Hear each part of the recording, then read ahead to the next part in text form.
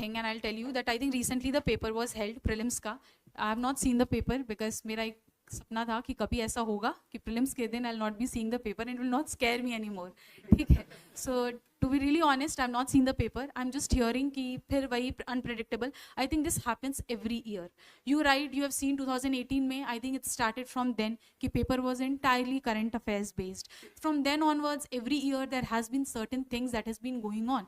कि this year maybe current affairs बहुत ज़्यादा था. Some year people say Lakshmikant से कुछ नहीं आ रहा है. Sometime people will say NCERTs are no more relevant.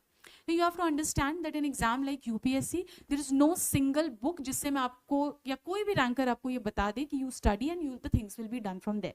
There is अगर इतना आसान होता तो it would have been more like a board exam, if I'm not wrong. So it would have been like that, very easy, पढ़ लिया, लिख लिया, and we have got it. But that is not how it is like in UPSC.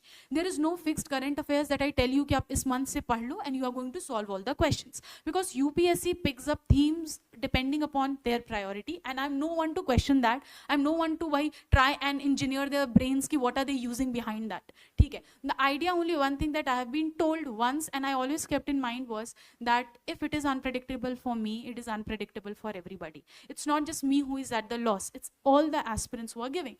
I know, and I think you guys have to very soon accept this, that luck plays a very important role in this exam.